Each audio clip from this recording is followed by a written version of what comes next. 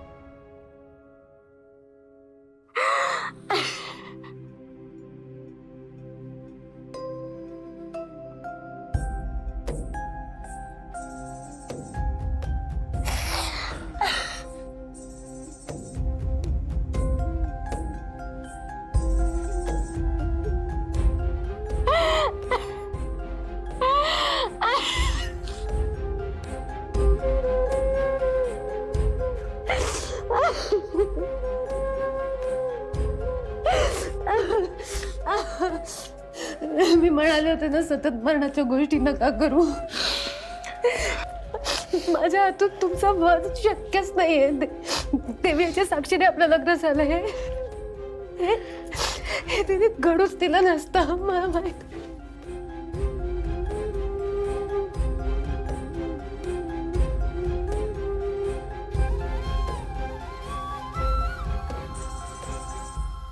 नाही होत आहे।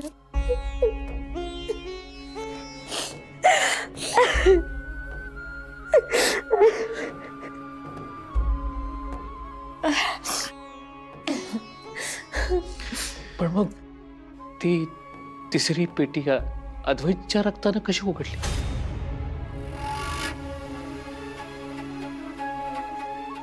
ती पेटी ती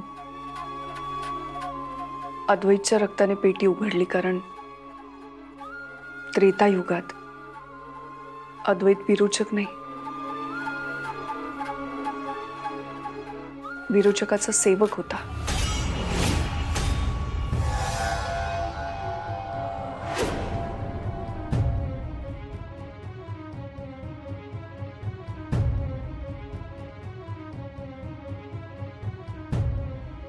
त्या श्लोकामधून अद्वैतच्या त्रेतायुगातल्या जन्माबद्दल बरंच काही कळलंय।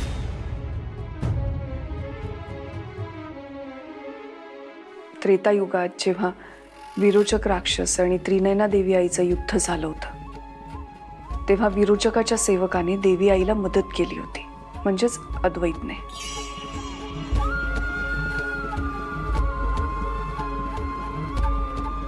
म्हणून देवी आईने त्याला वरदान दिलं की कलियुगातल्या देवी आईच्या शेवटच्या म्हणजेच 7व्या मुलीशी त्याचं लग्न होईल।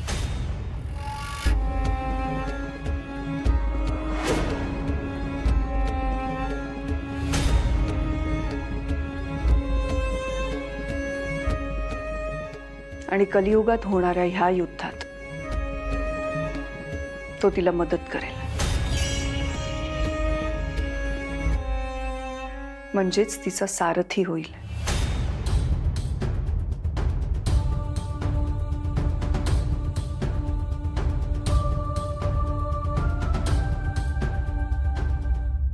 नेत्रा, तुझं बरोबर होतं। तुझं ह्या घरात येणं, अद्वैतच्या आयुष्यात येणं आणि तुमचं लग्न होणं, हे सगळं देवी आईने योजलं होतं।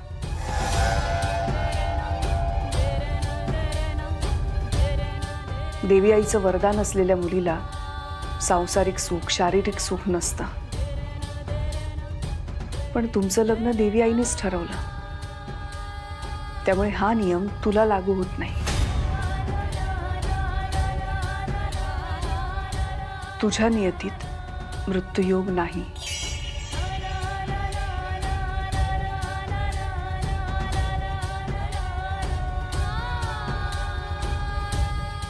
बाबा, ऐकलं का तुम्ही आता काय म्हणाल्या? काही होणार नाहीये नेत्राला।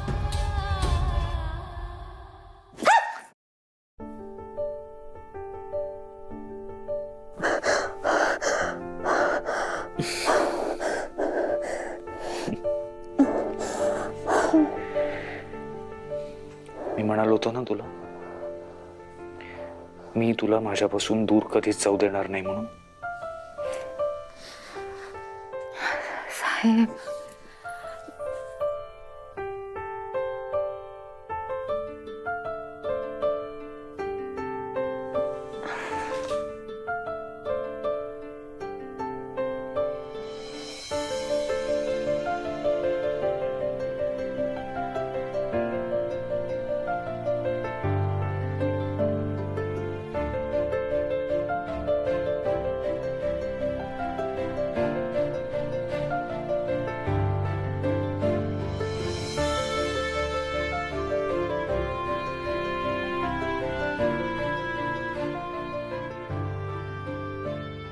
नाहीतर मला आजही तो दिवस आठवतो जेव्हा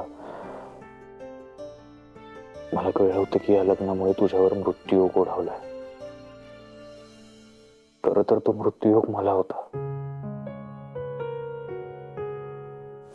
पण माझ्याशी लग्न करून तो मृत्यूयोग तू स्वतःवर घेतलास.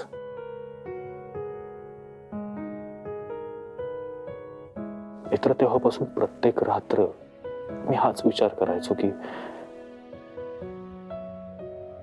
मला माझी नेत्रा परत दिसेल का, माझी नेत्रा सेफ राहील का. पण मला काही होणार नव्हतंच.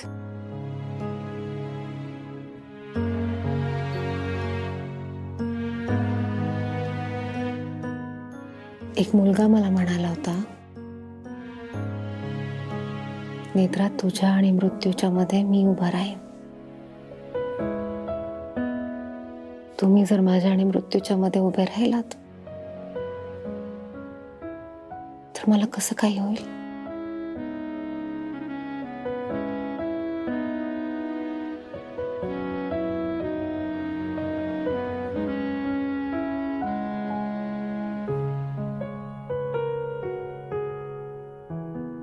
मित्र, इथून पुढे आपण एकमेकांना कधीच अंतर द्यायचं नाही.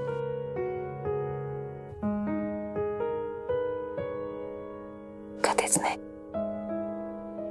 असं समजूया की आपल्या संसाराला आता खऱ्या अर्थाने सुरुवात झाली आहे. आपलं नुकतंच लग्न झालंय.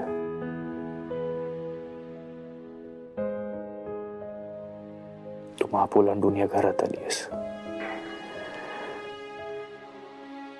आणि आज आपल्या लग्नाची पहिली रात्र आहे.